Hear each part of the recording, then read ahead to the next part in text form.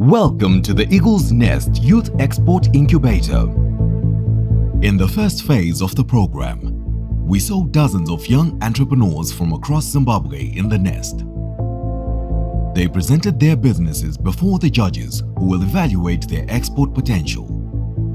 16 made it to the next stage, the incubator, where they received training on export-related matters.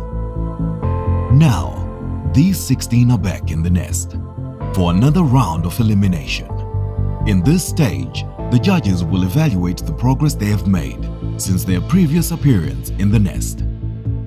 The selected businesses will proceed to the final round, where the best of the lot will emerge as the 8 finalists and will be rewarded with an export development package.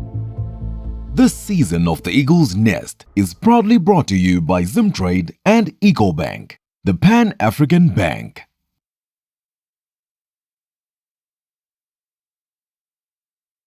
First is Rukanda Pride. We caught up with Rukanda Pride at their workshop located in Harare.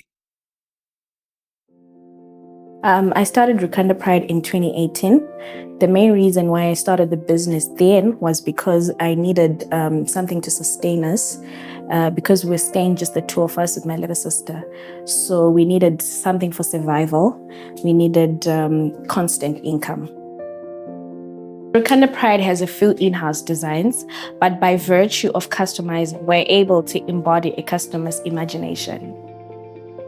One of our challenges is that demand has outgrown supply, and we're looking into increasing our production capacity so that we can meet each and every demand that is thrown at us within the lead time.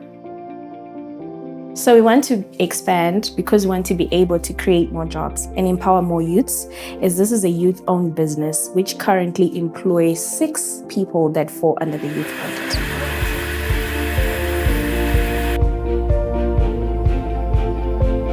This is our workshop, more of like our creative hub. This is where we make the magic happen. As you can see, right now we're working on the president's bag. This is half of our team, and that is the workspace where the guys are working from. And this is where we engrave from. By the way, we customize so we can put a logo, your name, even your picture.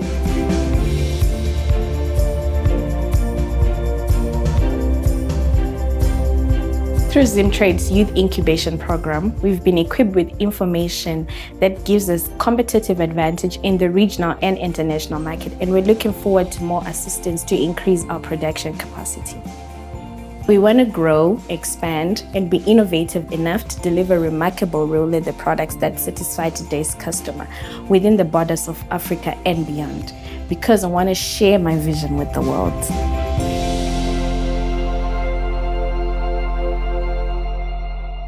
My name is Paula Majita Marua. I'm the founder and director of Rukanda Pride, a leather products manufacturing and retailing company. So for over the past few months, Zimtrade has been capacitating us to be competitive in the regional and international markets through various interventions. Just this year, we participated in 2 international trade fairs, the Zambia Agricultural and Commercial Show and the Botswana Global Expo. From Zambia, from the last pitch till today, we managed to secure 2 distributors in Zambia, where we put our products in 2 stores. And we're under negotiations with 2 more distributors in Botswana. And we partnered again with another manufacturer in Botswana who's into something that adds value to the product.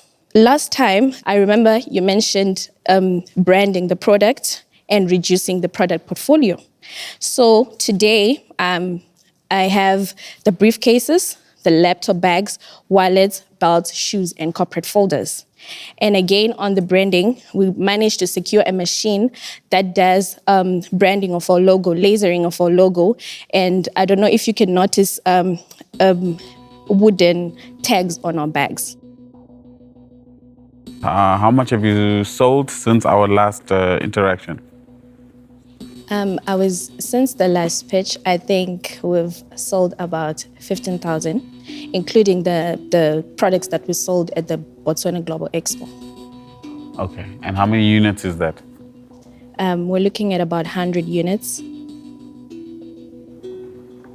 100 units? What Yes. were you selling? Tell me what you sold at the Mostly expo. bags, because we did bags for the Congress. We also did a bag for the president at the Exporters Conference.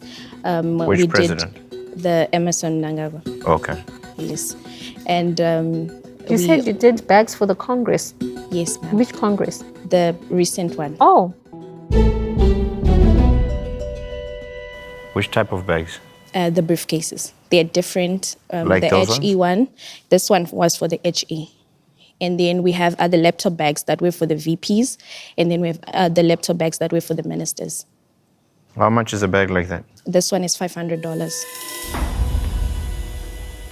Wow. Okay. Okay, so my concern though is outside of a special order of that nature, what are your sales? Like right now, we're actually doing corporate gifting for FBC, and we do have some corporate clients and walk-in clients because we have a brick and mortar store. And your shoes, how are the shoes coming along? Because that's new, right? You didn't have that the last time. Yes. Yeah. We had them, but I didn't carry them. Okay. Yes. And It's how just are that those we had a selling? lot to improve on the shoes, including the branding, like you saw, because the way we brand the bags is not the same way we brand the shoes. I'm sure you know designer bags, Yes. right? I'm sure most ladies like to be recognized by the shoes, the bags. And if somebody sees that bag, how will they know where they got that bag? I think that's another reason why we established the wooden tags, because then I'm sure from there you can see that there's a tag there that's written. I think it still requires a bit more work because even though the laser print on that, I would almost say is actually reducing the value of the bag because it's not visible and clear enough. Like the prominence of it on the bag is not where it needs to be. Okay. So I'd almost say the wooden tag might be a better bet than your laser right now, just from a perspective of value creation on the bag. But besides that, I think you do have products that are definitely export ready, and you've proven this already by being able to break into those markets. So on my end, I would rather cut it short and say it's a yes from me, but I would like to see you make that improvement on the branding side of things. Yeah, for me, I think the branding, as has been mentioned, you need something more recognizable on your products, as well as the packaging. I'd like to see how you present that briefcase or this bag. It's most likely going to be a gift. Yes. Unboxing is very big, and you want someone to be able to give this away as a nice gift. I think a lot can be done in terms of the packaging. Yeah. So it's a yes from me. Thank you, sir. it's a yes from me. Thank you. Yeah, I would say the most important thing, I see the belt you're wearing, it's a brand, right? And I can see it from here. I don't need to question you. So you should be able to be that visible, no matter how far you are, to be able to say, oh, what does R mean? Sorry, your bag hasn't, what is that? Nobody's going to zoom in that close. So for me, it's a yes. Thank you, sir. And go and work on that. I also feel your leather is a bit heavy compared to other leather bags that I've seen. It's a bit too heavy. Rigid as well. This is a bit too hard. I don't know what you can do with, I think you can sort that out when you go back. And then I'm sure you can be doing some great things. So it's a yes for me. Thank you. 4 yeses, congratulations. Thank you. Well done. Thank you so much. Congratulations. Thank you, sir. Okay. Sure. It's a nice bag. Yeah, that think bag You're is saying the nice. leather, definitely. It's definitely undervalued. $100. And the color is unique. It is.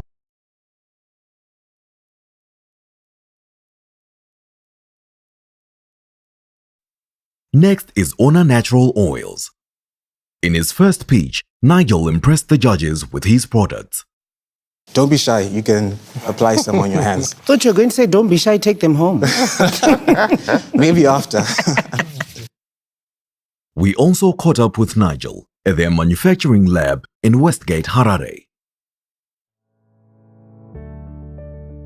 We began the business in 2017 We began selling creams and lotions beginning of 2020 during COVID, which is what brought us to be using indigenous ingredients because we could find them locally and also supporting the local value chain. So last year I went on to begin full rollout of our creams, and based off the massive response we got, we began selling into pharmacies both in and out of Harare. And this year we went on to create our hair products using Feso, which is a local indigenous product. You can find our research center in Westgate, that is the Ona Research Center. And there you'll find my team, which is a team of 3. And usually when we get big orders, we work with the locals in the area, that is your women and your vendors in the area, to also help us in terms of packing, since most of our processes are done by hand. One of our main differentiators is the fact that we make our own oils, such as turmeric oil, avocado oil, and even Feso, which is our main highlighter. Those are quite popular in selling in the saloons and even massage parlors that use them for their clients. We have a range of more than 15 products that go from your creams, your shampoos, your conditioners, and even your beard oils. These are all incorporating ingredients that are found here in Zimbabwe, such as baobab, such as marula, and the important one that we're actually being a frontier of is Feso. So Feso is a local indigenous plant that is actually seen as a weed in Zimbabwe, but we've managed to turn it into a shampoo, a conditioner, because it's known for its hair growth stimulating properties. So you can find our products in QV Pharmacy, where you can find our baobab cream, which is our best-selling product, along with marula. And we also have a list of other 15 pharmacies that are both in and out of Harare, who are our main distributors for our creams. We also sell to individuals and to other companies who are interested in pushing the creams and the shampoos and even the shower gels that we also make. The challenges that we faced when looking into the export market was lack of access to information and also knowing what the export market requires and the types of markets that are also there for our products. I think with the help of Zimtrade, that has really helped us in terms of aligning our goals and seeing where we stand as a business and where we can fit in. In the next 5 years, we're looking at selling over 1 million of our creams, and at the same time, more research and development on the other products that are centered around our business. We're planning on exporting to Zambia. The reason why I say so is firstly because they have a similar weather patterns, and our business ethos is on focusing on African skin and African hair. And according to the International Trade Map, as of last year, majority of their creams and shampoos are actually coming from South Africa. And South Africa actually has a trade route that passes through Zimbabwe to Zambia. So with the help of Zimtrade, we're planning on getting into that trade route and supplying Zambia with our creams and our shampoos.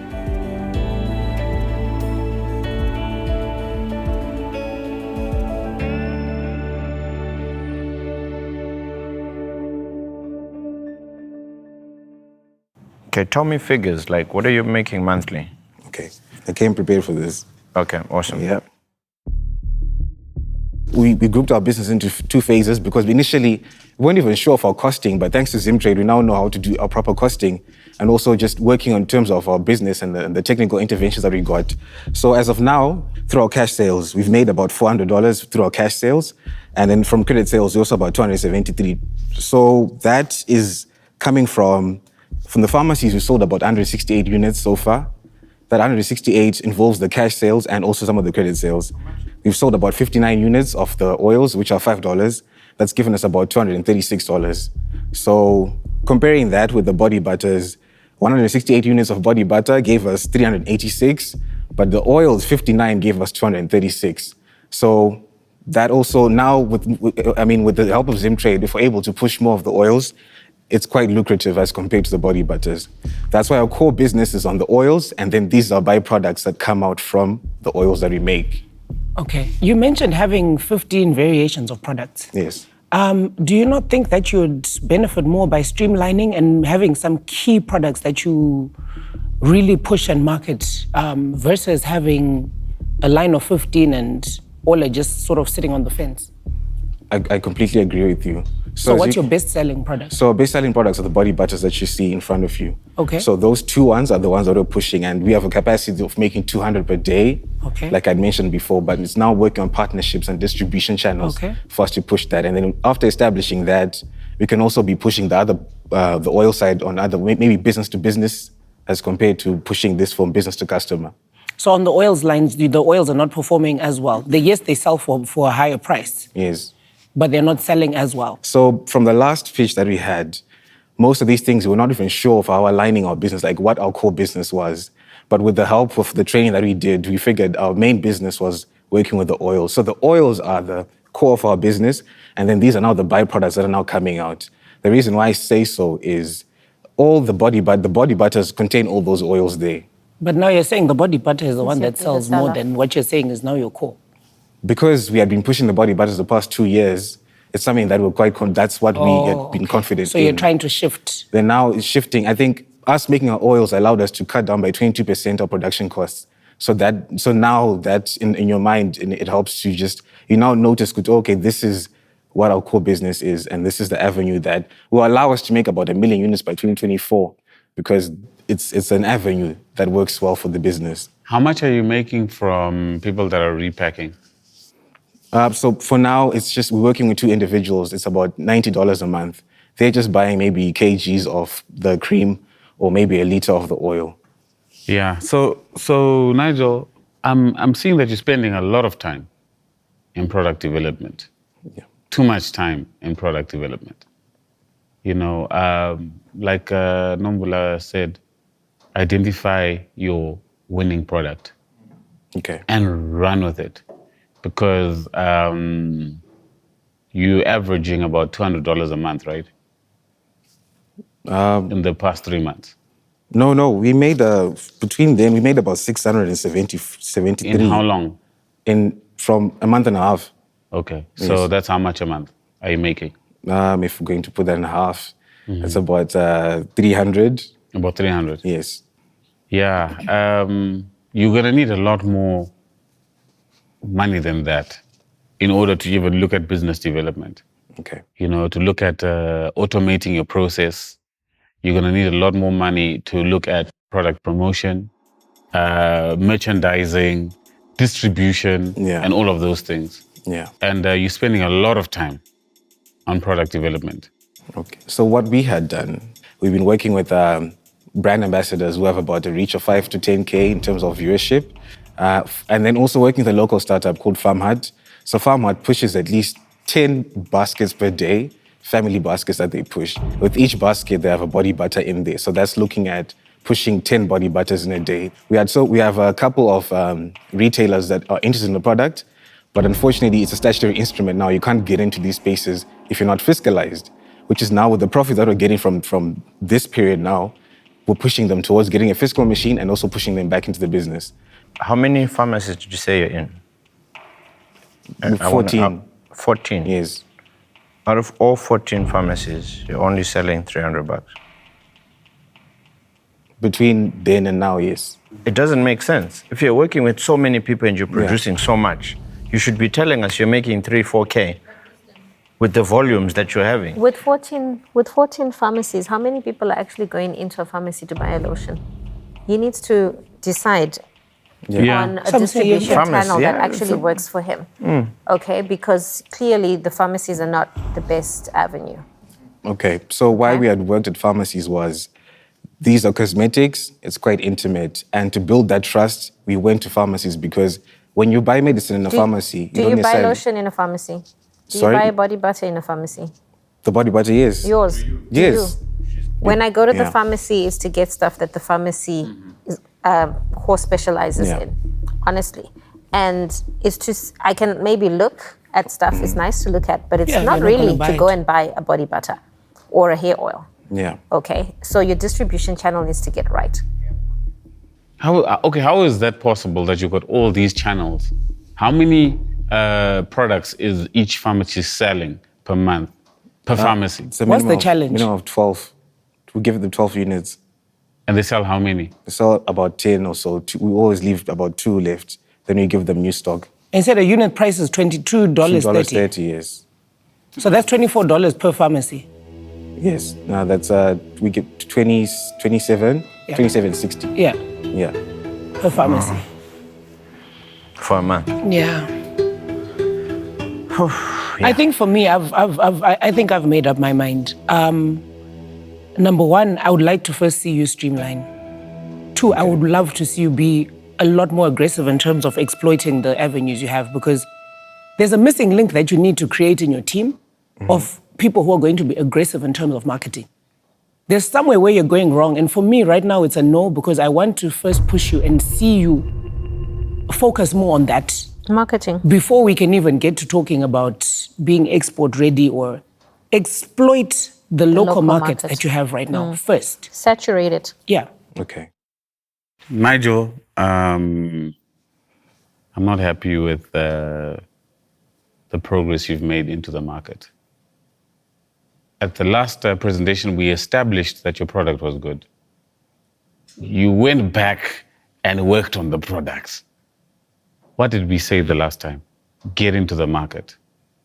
And you apparently have been, but the numbers are not saying so.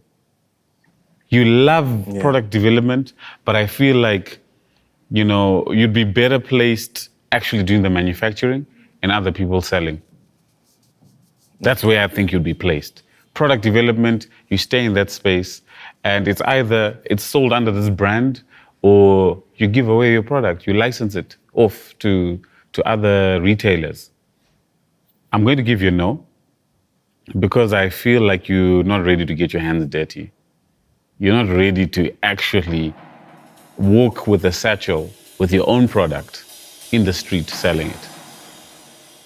Because we had gone to my downtown, the tuck shops. They were wanting to push the product down to sell it to about $1, comparing it maybe Tanzanian products.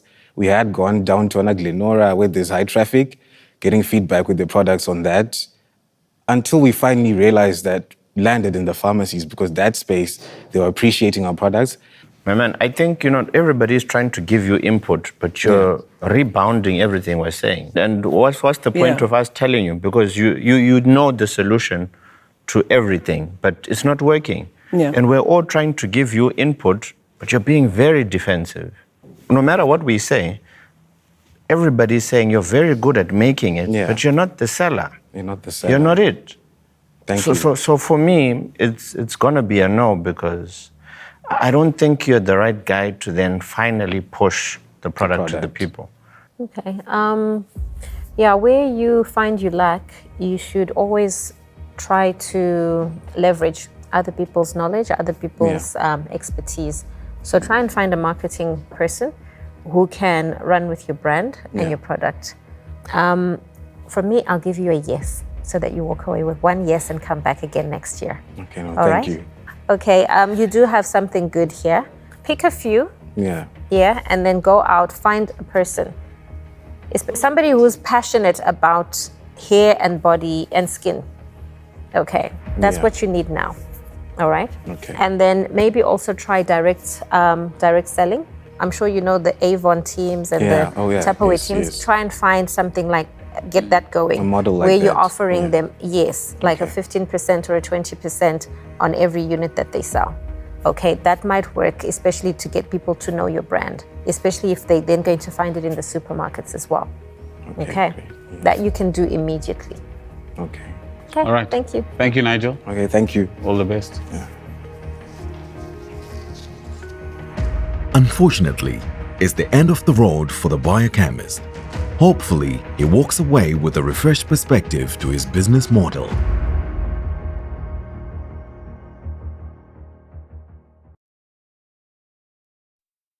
Next, we catch up with Gary Ruwana of Yellow Africa. I started off as an informal trader, cross-border, soon after high school. So from there, I would go buy goods from South Africa, Messina, Joburg, and Botswana. So I wanted to empower other informal retailers. I wanted to empower other locals by creating a B2B, an omni-channel marketplace whereby you can simply just go on Coolies, look for the product that you're wanting to buy and be able to buy. And if you are a seller, you can simply upload your products and get people to buy your products from anywhere in Africa, specifically currently covering Zimbabwe and Zambia. We have 9 full-time staff, and we also have 10 part-time that are doing sales and marketing. We actually have as well partnership with Think the Bag, which is in India, that helps us with our technology and development. We are strategically located at 69 Selu, which is at the heart of Harare, and that is convenient for our sales and marketing and our team. We're looking forward to expand and to have more suppliers that list into our digital marketplace that are into manufacturing and distribution of goods. And in terms of our expansion, we thank Zimtrade already. They have set ways for us to expand into other neighboring countries within Southern Africa, which is aligned to our plans. They were quietly helpful. We learned about IPs, intellectual properties, marketing, and so forth, and so many. And we are quietly excited, and as well as in how to enter into other African markets. And right now we are excited that we are actually in the process of registering ourselves with Aripo for the intellectual properties and so forth. So our business plans for export as Coolies, we are a service provider. We provide a platform whereby suppliers that are in Zimbabwe, those that are manufacturing products and selling products, those that are exporting, we provide them a platform whereby they put their product, and people from outside the country that wants to buy their product, they can be able to buy their product using Coolies. So the good thing about Coolies is that when people are doing B2B, there's an element of due diligence. They want to see the products, they want to see who else is selling your products. Coolies is there to, you know, within a click, you are already in Australia, you're already in Canada, you're already in South Africa.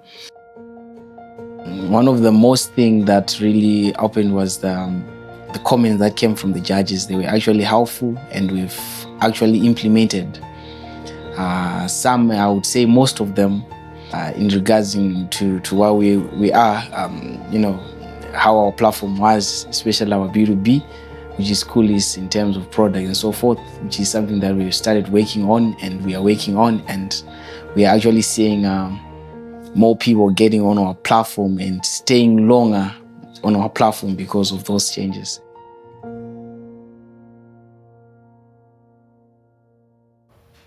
All right.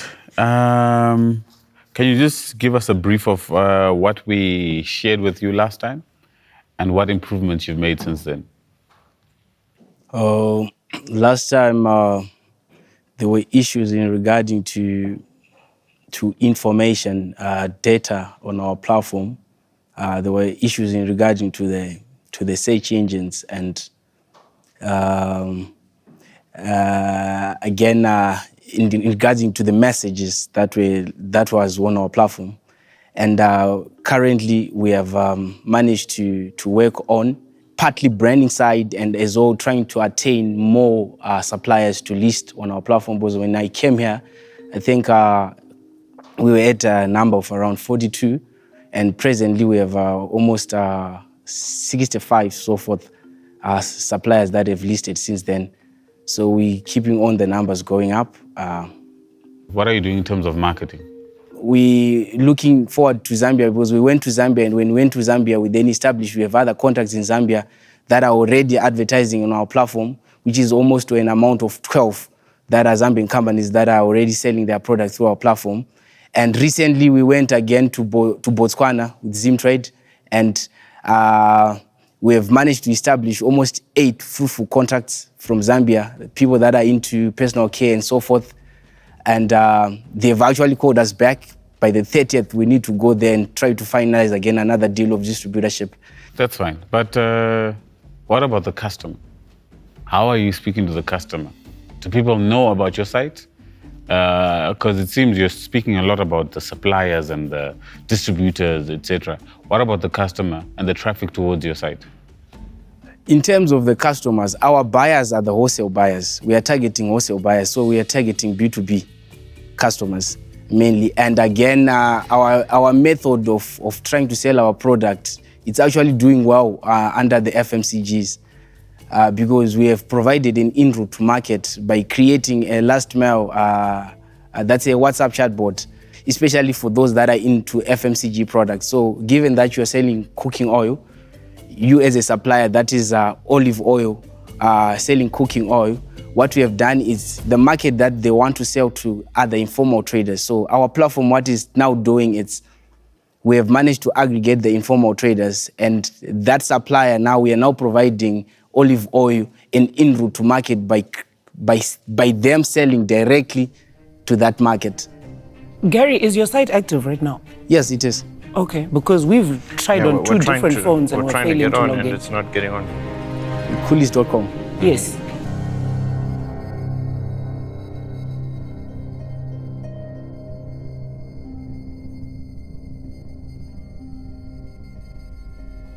Okay, maybe from a figures point of view in terms of feasibility of your business, give us a run through so far of what your numbers have been looking like. The last time when I came here, we had Yellow Pages, which was the online business directory whereby people were subscribing. That's where the numbers were coming from. This time around, we have unbundled Yellow Pages from Coolies. So Coolies now is more of a subsidiary from that. So from the subsidiary of Yellow Pages, we're charging 375 per listing, and we have managed to get almost, 42 paid up listing. So our strategy, because we're trying to get more people, we then started saying we're offering more of a complimentary listing for the next 6 months so that we can get traction. It's for free. Get your product listed. We help you setting up, put your products and so forth, and then you start paying after 6 months. The reason why we're doing that, we believe that after 6 months, you should be able to have seen the return on investment. Why has that number been so low in terms of your acquisition of new companies, yet it's now a free platform? Because if you have 42 that are paying the 375, my assumption is that there should be 100 others behind who are saying, oh, we don't have the 375, but we want to use this platform because they understand the value that they can get from your platform. From my own perspective, I don't think your business is at a point where we can have a discussion about you being able to fully benefit from the incubator program right now. I think there's still a lot of back-end things which are beyond the reach of what you would benefit from being in this program. You need more the tech space of someone who can really help you fine-tune and make sure this can run as fluid as possible. So I would probably say to you, give yourself a bit more time and really refine and make sure the site, when anyone tries to open it on whichever device they're using, can access it. The frustration of it is you're going to have one-time users and someone who's not going to come back because the experience for me is not there. So for me, for today, it's a no. Thank you. I don't know if you've made enough progress from the last time we met. I'm not quite seeing it. You know, I'm going to give you a no, Gary. The logistical challenge of getting people to register on your site is going to be huge for you to get the critical mass that is required for your site to be effective. It's a lot of work, right, to convince the retailers, you know, the suppliers, etc., to get onto your site and list, and then subsequently other people to transact through it. It's quite a mission there. I want to see it happen. I believe you can make it happen. Yeah, definitely. I don't think it's in the near future. So I'm going to give you a no. Thank you. Thanks. From the last time, I don't think you've done a lot. I failed totally to get onto your site. And I think all has been said. There's a lot of work that needs to be done. You've got a very amazing idea. I remember the last time we spoke, we said you're the future. You need to have a specific drive to bring convenience to people. That's your solution, correct? So if it's convenient, it has to be very small, easily accessible. But with the time from last time until now, you should be telling us, guys, this thing loads very quickly. Let me show you this. You should be getting in very quickly. I really believe in you. The first time I saw you, You know, I see, I'm looking at a future billionaire.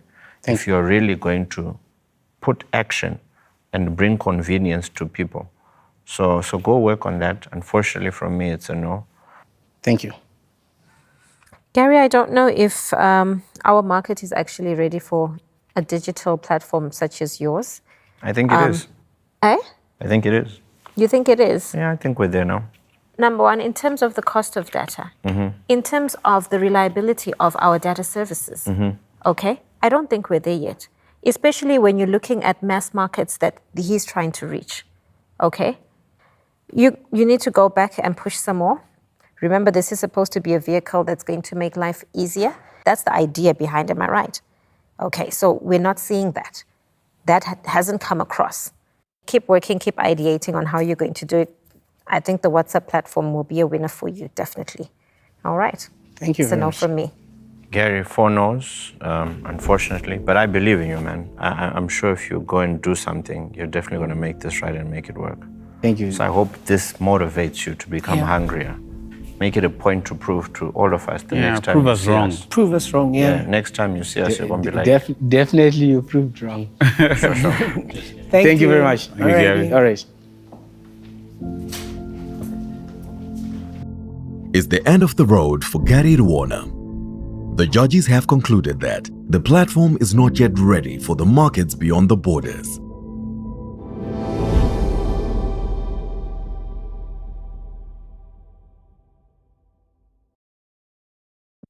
Last to face the judges tonight is fashion designer Tiamike Piri. So I'll give an example of the Mashona dress, which was inspired by Mbuya Nehanda. Sorry, Mbuya Neanda. Yes. Oh, okay. That alone right now definitely puts you a step ahead. In her first presentation, Sharon impressed the judges with her unconventional designs. My name is Sharon Dingilesi, and I'm the creative director and chief designer at a brand that I founded myself, Tiamike Piri Harare. So a little bit about myself. I studied fashion design in 2014. That's when I started my bachelor's program, and I graduated in 2018. The idea was not to launch a brand immediately after graduation, but I think with the way the world works, I found myself being an entrepreneur around 2019, and then I registered the company in 2020. It was just myself and part-time tailors, but over the past 2 years now, we've grown from just myself to a full-time tailor and a full-time intern, as well as part-time tailors that come in as per need. And I would say an in-house branding person who does our packaging, our logos, etc. So currently we're operating from Kamfinsa shops, and we found a store in one of the little malls at the shopping complex. Initially I was working from home, but now because of the consumers' needs and requirements, we moved ourselves to Kamfinsa. We also do a production here, and we've separated the workshop in such a space where the front is, I guess, a showroom or retail. When you start off as a designer, you see your business as a hobby that's giving you money. But I think through the Zimtrade exposure, I've learned about export and trade. And the more I think about our growth, I think now we're trying to enter, first of all, the SADC region, and our current focus is Zambia and South Africa, because we've actually received a few orders from Joburg and Cape Town. Even in our social media engagement, we get a lot of South African inquiries. And then with Zambia, that's been a very interesting market. And at the moment, we're planning on doing a showroom in Harare or Lusaka, but I think our main focus would be the e-commerce platforms. So getting the response that we'd been accepted into the competition, for me, that was a transformational moment. And I say that because when we started the program, I realized that this is the thing that I needed. What this program has done for me is break down the little steps that get us where we want to be. It has demystified business for me. So now I'm not afraid of cash flows, because Kudzi really explained it well. I'm not afraid of approaching Zimra because apparently they're friends of mine. And I am grateful for the first phase of the Zimtrade competition, because it felt like a crash course into business school for me. And I always say to my friends, I think we should have paid for that competition, because I'm getting so much knowledge that I would have had to pay in an actual university for. So yes, there's so many challenges, but I think a lot of them, I'd say 60% of them have been addressed so far through this competition.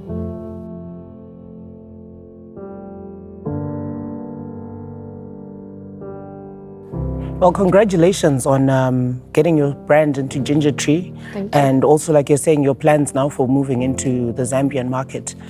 There are a lot of positives that you've actually shared in terms of answering multiple questions we probably would have had about the progress you've made so far. Thank you. I would like to now know more of what are the challenges you're actually facing? Okay. I think on the production side, which is obviously the biggest with designers, it's maybe access to fabric. So sometimes you launch a collection and before you put your pictures out there, the fabric has run out. So how we've tried to curb that is maybe be quicker in how we do our processes of marketing. And I think we're doing better now, but that's still a big challenge because you can't really determine how long the fabric will be in the shop for. And also to manage your cash flows, you don't really want to buy the entire 50 meters in one go. I probably just want to ask who, so you're mainly selling to individuals? Yes, but now we also have the shop that is our, biggest order. Okay. Have you ever thought of getting into the corporate world and doing, I like what you're wearing and I'm looking at there's so many safari places, there's so many, people who dress in a similar way that you're dressed like, who can actually increase your volumes. Okay. Because if you're waiting for walk-in clients, people may not see what you can do because you're mainly focusing on women, correct? Yes. But I would look at the broader Okay. corporates, uniforms. Okay. There are a lot of companies out there who have to look similar and the same. Oh, okay. So you'll push more volumes in that regard instead of just focusing on. That is a brilliant idea. It's a more likely brilliant to be idea. repeat. Yeah, and not only that, I'm looking at it from a perspective of even group activities, Right. how the new trend with bridal parties, golf days. Okay. People are tired of the generic outfits, Yes, yes. That could be something else that really would take over. And yeah, I've got a bridal shower where they're doing safari as a theme, so definitely that's sort of what you'd want to do. Find people who have group activities and want similar outfits, but something unique and still very classy. Thank Yeah. you for that. Product promotion, what have you done in the past 3 months? Okay, so in about 2 weeks ago, we did our second shoot for summer. That's where our promotion starts from. And we started going around leaving cards that are to do with the philosophy behind the brand, which have our contact details, but also our main affirmation, which is what I opened with.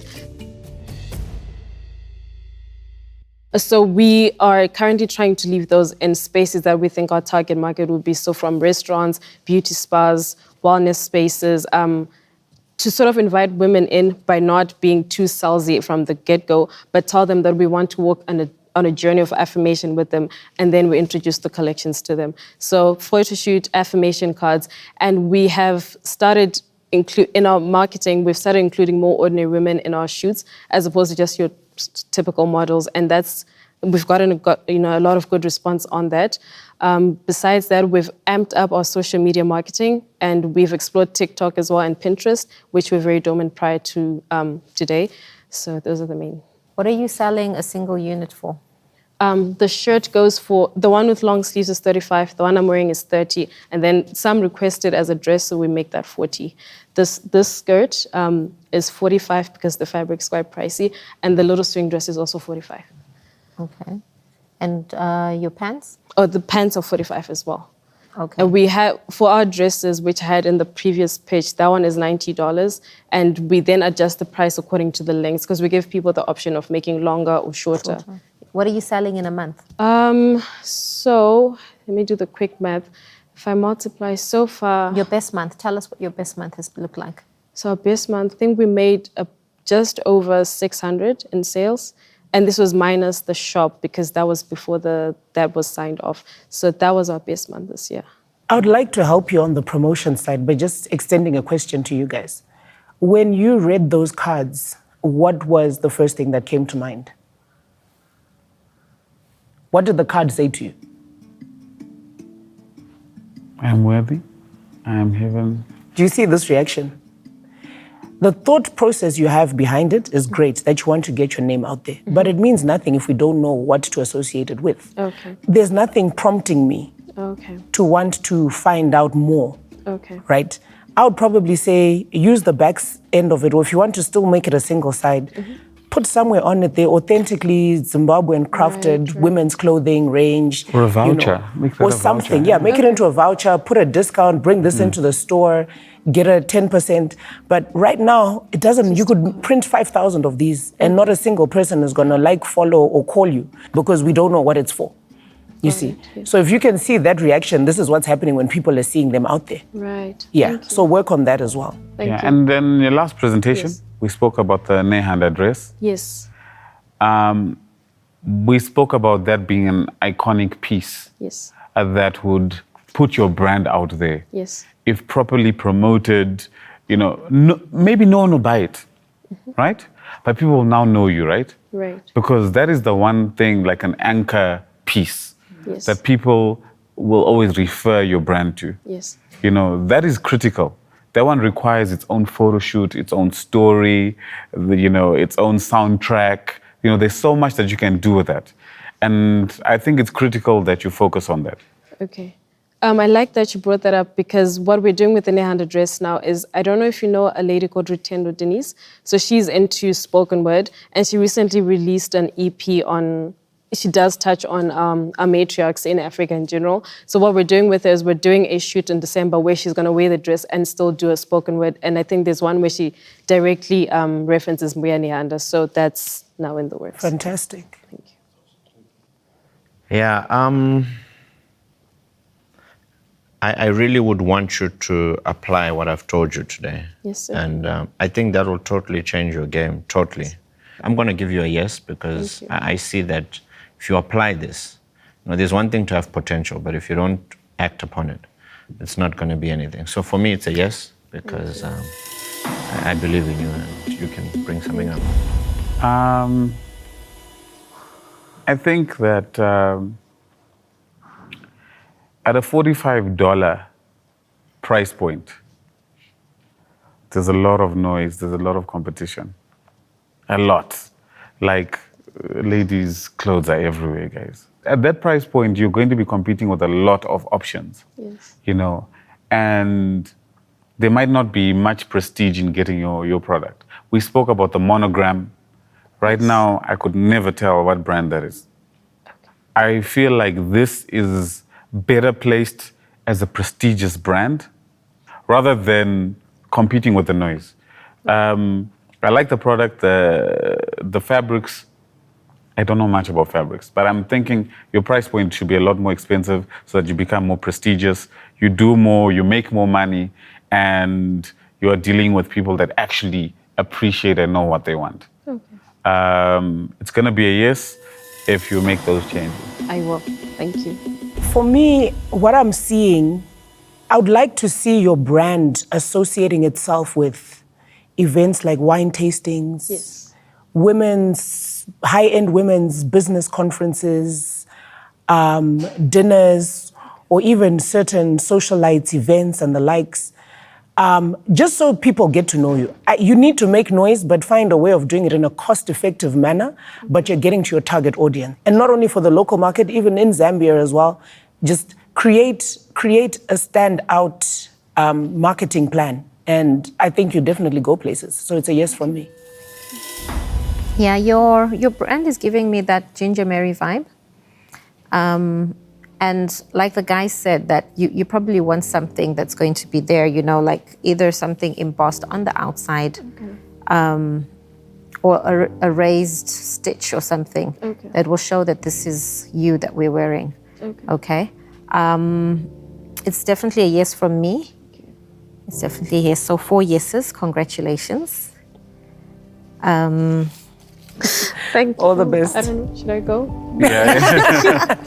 Thank you. It's a good product. It's a fantastic product. Tonight, 2 entrepreneurs, Rukanda Pride and Tiamike Piri, have made it to the final round. They now stand a chance to be awarded an export development package. A grand season finale will be hosted by Zimtrade and EcoBank, where they will unveil the winners of this season.